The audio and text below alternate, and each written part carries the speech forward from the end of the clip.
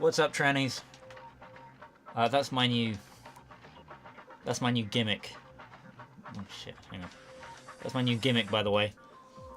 I've decided that the fastest way to get a Discord group to start, attempting to dox me and get me to kill myself is to just use different offensive terms at the start of every episode. Particularly ones related to quote-unquote transgender issues, because Discord is absolutely chock full of trannies, and what better way to piss them off than to constantly remind them that the average normal population of the United States attempts suicide, maybe 3-4% of the time. The gay, lesbian, bisexual population attempts suicide maybe 10% of the time. But the transgender tranny population attempts suicide 43% of the time. Really does get the old noggin a jogging, don't it? Gee, I wonder if it is just mental illness and not, who they really are.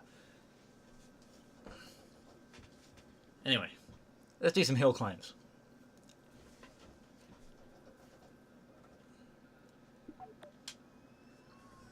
You know the books the Nazis burned? Those were books pioneering in transsexual theory. It's all just a coincidence. It's definitely not a major Jewish plot to undermine the very self of the average population to make us easier to control. Anyway, I don't remember unlocking this car. But from the looks of things, it's pretty fucking quick. And it stopped quite nicely when I almost crashed it just a minute ago.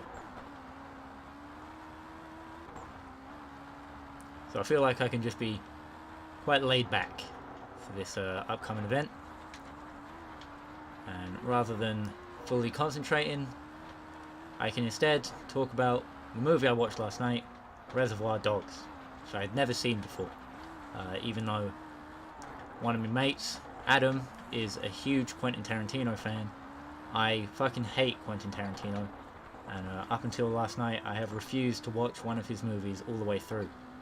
After I tried to watch Pulp Fiction, got maybe halfway in, and then realised I was bored out of my sodding mind and turned it off.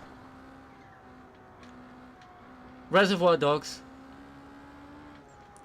was not bad. Unfortunately, I've already seen City on Fire, the Hong Kong movie that it's pretty much a remake of, and I have to say that, you can call me a weeaboo if you want, but City on Fire is better. There's like more action and shit. Talking bad, action good is basically what I'm trying to say. I don't want to... I mean, it's fine to sit around and talk about stuff sometimes, but I'd rather see an action scene than hear it talked about. You know what I mean? Oh, someone betrayed us, blah blah blah. City on Fire shows the actual bank robbery is the main difference between it, or not bank robbery, like jewelry store heist or whatever. That's the main difference between it and Pulp Fiction. Pulp Fiction is just the scene in the warehouse afterwards, with like some flashbacks and shit. But City on Fire is the whole police, infiltration of this gang and, the shit that they get up to. It's good. It's a good one.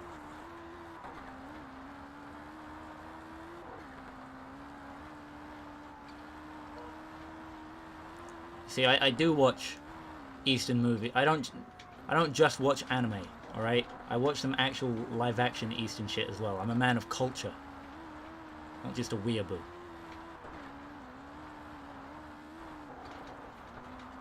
Even if Hong Kong isn't Japan. I'm pretty sure Hong Kong also isn't China. But that's an argument for a whole another day.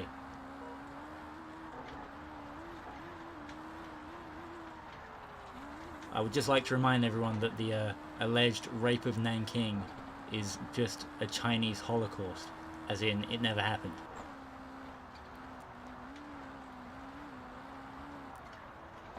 And now, when the Chinese take over the world, I can guarantee a quick death for myself. So that I won't have to, you know, be one of the people that helps digitally edit skeletons out from cartoons and shit to make them safe for the population to go back and watch. I have to draw over Skeletor. You can make him Fleshator. That's much scarier.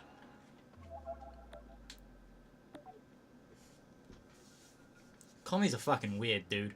Because even when they're not communists and they're, you know, making as much money as possible selling shit steel to various corporations around the world, they still, you know, you still can't put skeletons on TV. It really does make you think. Just, you know, I wonder what the subtext is, as it were.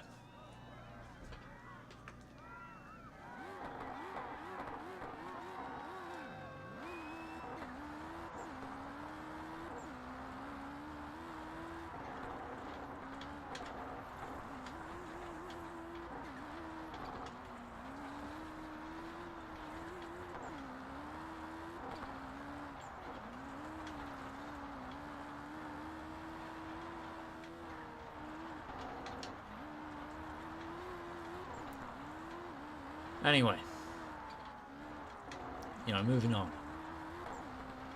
I haven't brought anything else to talk about to the table, and we've been sat here about five or 6 minutes. The Suzuki is doing a lot better than any of the other cars going up the hill. I learned how to change the display mode of my monitor to make it brighter so that I can actually fucking see where I'm going, which was part of the issue I had when I was driving that Ford Focus at night in the last episode of Rallisport Challenge. I couldn't fucking see anything because the screen was too dark, and it turns out that wasn't because I'd switched it to widescreen mode, but because I was in the display mode on my monitor that was too dark. Still doesn't mean I'm going to switch the old Xbox over to widescreen, because, you know, to be totally honest, as far as I could tell, it didn't really make a difference.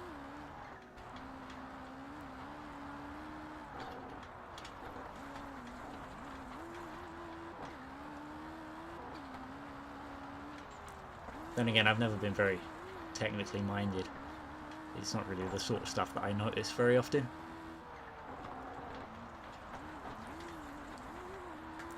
Usually I just like stuff to take up as much of the screen as possible. You know?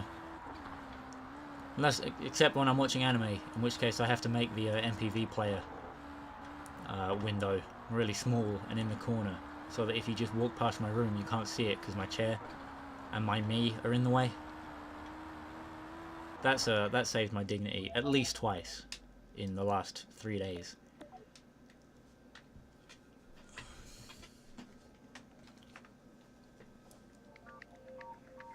There we go, and then he'll climb out of the way.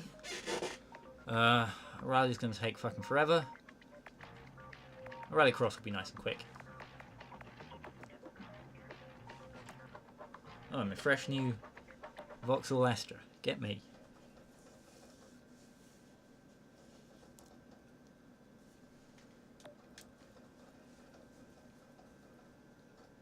Oh, I might even be able to get 3 events done in this episode.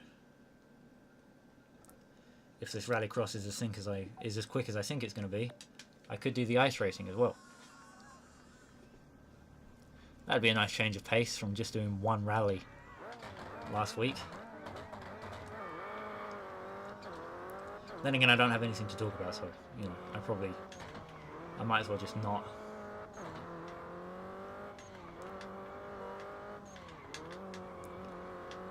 and I'll end it after this. This fucking Astra drives weird as fuck. The RS200 rallycross car that I usually drive in rallycross events, and in fact all of the other rallycross cars compared to this one have not weighed nearly as much. Not even the Volvo has weighed quite as much as that Astra I was just driving.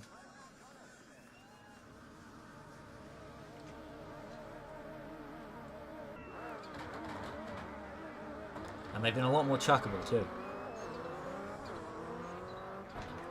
Hello. Is that the first time I've even been challenged in a rallycross race by this game? I think it might be. It's a shame I'm going to have to fucking demolish him now. But, you know. Until this game actually turns up the difficulty, which it's not looking like it ever will, considering I've moved up to the 3rd tier of the career mode, and I'm still easily winning everything. You know, the hill climb event I didn't even have to try. But in the first Rallisport challenge, it was a... Fuck. Right, they might challenge me if I do that. But in Rallisport Challenge 1, it was a hill climb event that eventually fucking killed me even attempting to continue on with that game.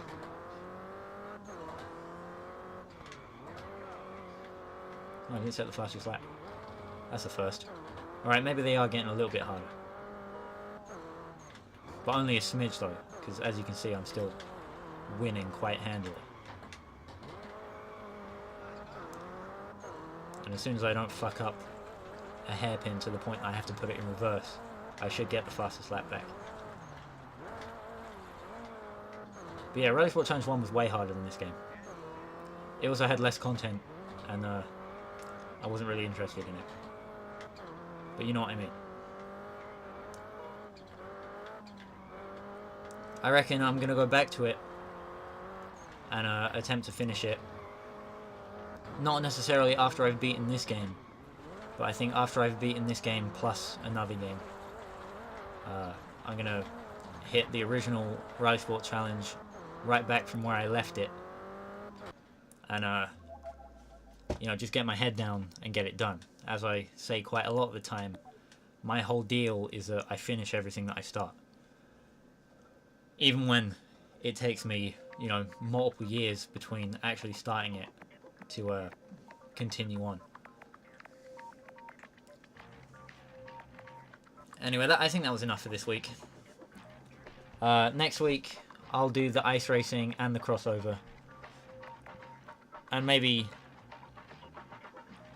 a rally, if I can think of enough crap to mouth off about.